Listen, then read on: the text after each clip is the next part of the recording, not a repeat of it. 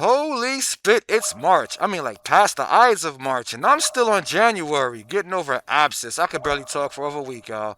You fellow par bangers have officially earned my respect. Life stays lifing on me. I don't know how y'all do this every fucking day. Lord of mercy, sing.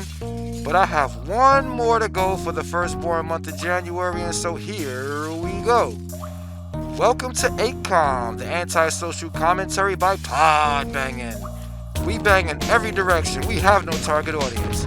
So you might catch a stray. And we're talking to whoever's listening. So shut up and listen. And then react. Like we care. But let's begin. This Todd-cast is about Corey Holcomb versus Anton Daniels. Like this bullspit was for all you useless cows that are addicted to drama. So, there's Corey Holcomb, a comedian I know little about, but he stays on my feed. I do know that he doesn't like to hold his tongue, and Zoe beat the holy fucking spit out of Ari Spears live on his platform once. One of those fights where you gotta call a victim the victim because they didn't get a single shot in.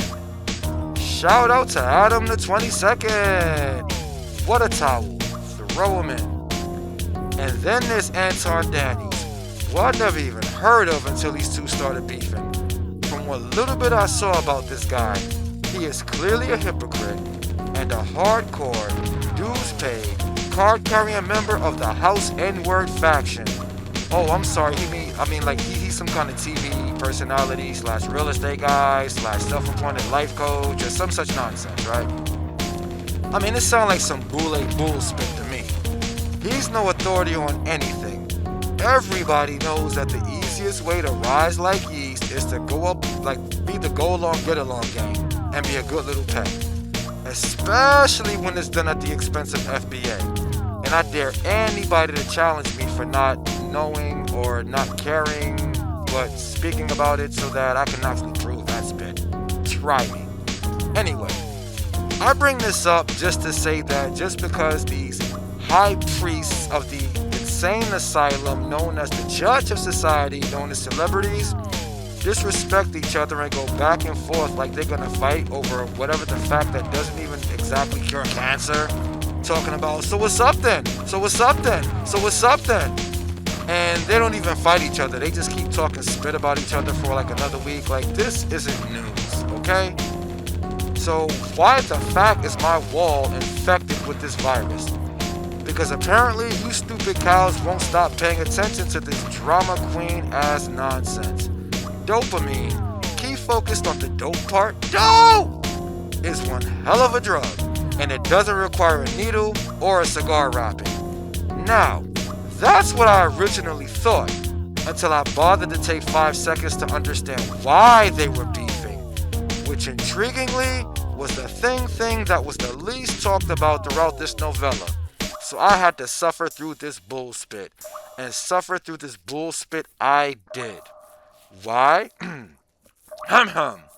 Because in typical cookie cutter, soft as a butter, broken, wanna be a token, I wish I was joking as this anti-guy, Miss Daniels if you're nasty, goes into the laziest and most shiftless of ways to appease the algorithm gods as a house N-word is to accuse black people of being the most racist on the planet. And if I even have to bother explaining it to you, F you, F your life, F your parents for spawning you, and direct your attention someplace else because this isn't going to end well for your blood pressure or your mental health, let alone self-control.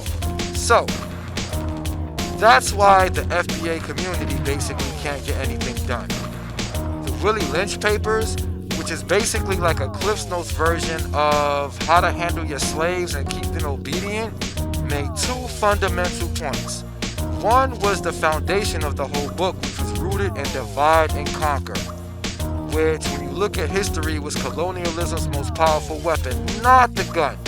And two, he said, even if the slaves were to be freed, which will probably never happen, we outwilled you there, and slipped those chains left and right until the Civil War made things official, that even if we were to be freed, it would take up to 300 years for us to recover and get our spit together.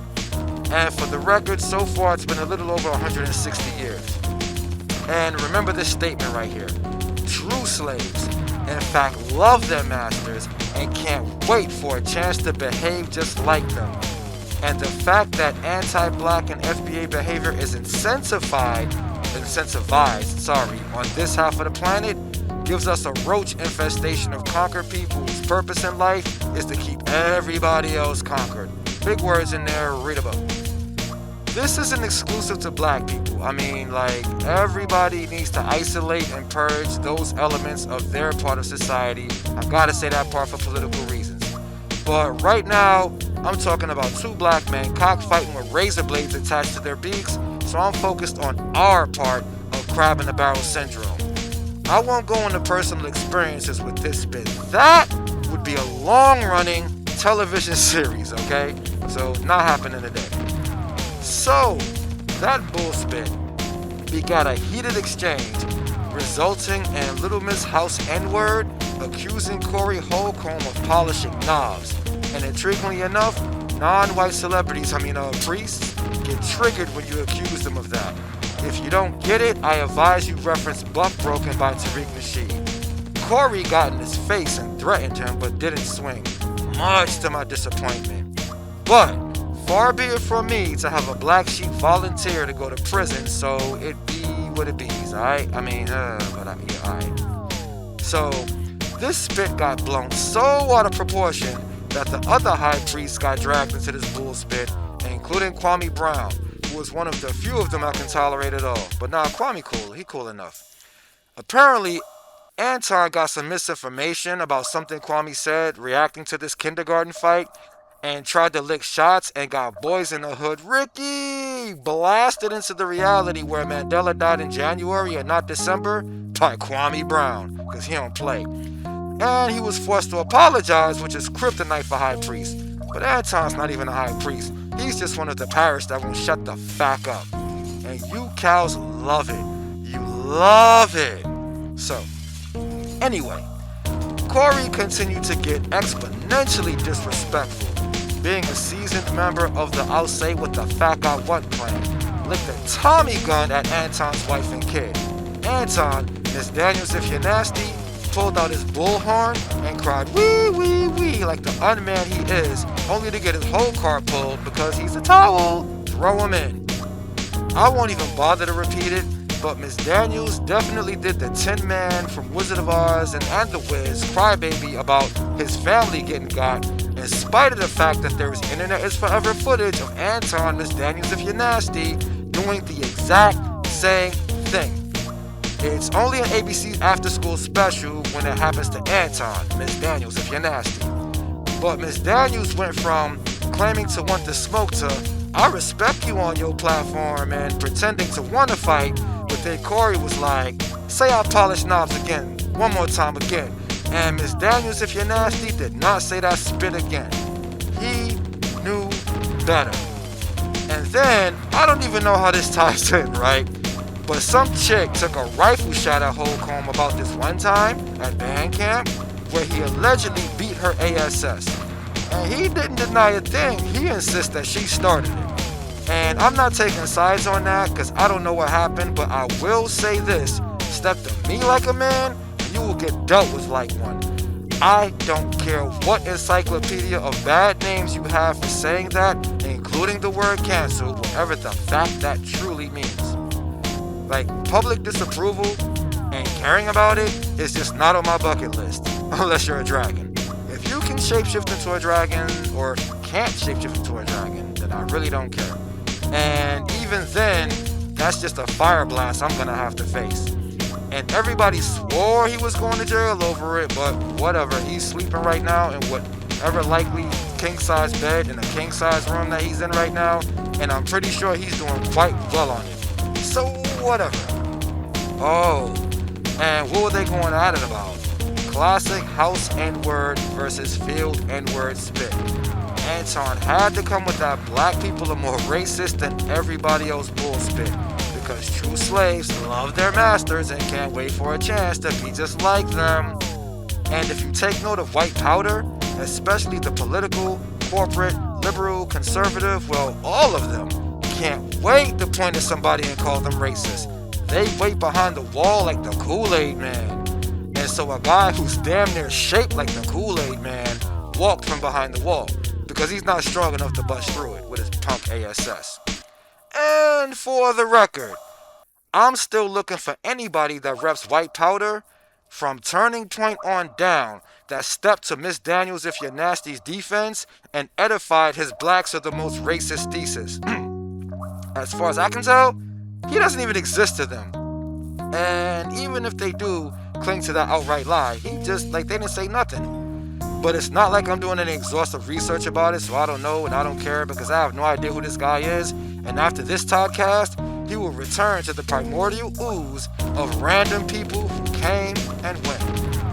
And speaking of primordial ooze, read this card and tell me that it doesn't describe Miss Daniels If You're Nasty and actually sellouts in general. ... I mean, okay. I don't even have a climax for this one. Other than, divided and conquered is all that Massa needs to keep us all in check. There was this arc villain, tycoon guy named Jay Gould, and he said it best. He said, I can hire one half of the working class to kill the other half. And that's putting it nicely, especially when it comes to FBA affairs. But anyway, this has nothing to do with the EP files, the state of the economy, a cure for cancer, when the new Jordans are coming out, a certain gatekeeper whose hardcore agenda is to microchip babies, ice walling out, or when Jesus is scheduled to return. It came and it went. But while it was here, it wouldn't leave my feed the fact alone. There's way too much of this bullshit out there. It's mind poison. I didn't even get any violence pouring out of this. Like, come on, man. Okay, so Corey Holcomb, he stood tall. He stood tall, even though it was to a Baywatch that shouldn't have even been given the time of day, let alone a guest spot on his platform, which is actually quite popular. What is the entire fact? But you gotta understand something.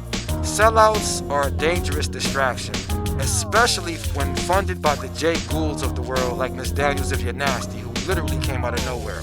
But the human brain can literally blink things out of reality if it's a threat that it can't deal with. We need to collectively blink people out like Miss Daniels If You're Nasty, blink them out of existence. Spanish translation, stop paying attention to them. They have no power. They're just loudmouths. We have real threats out there as a society, essay. And that be that. And remember, kids, the only thing more important than money and time is where you place your attention. And we really need to sharpen our cosmic antennas with that being said. Hey, you, like, subscribe, follow, share, all that shit now.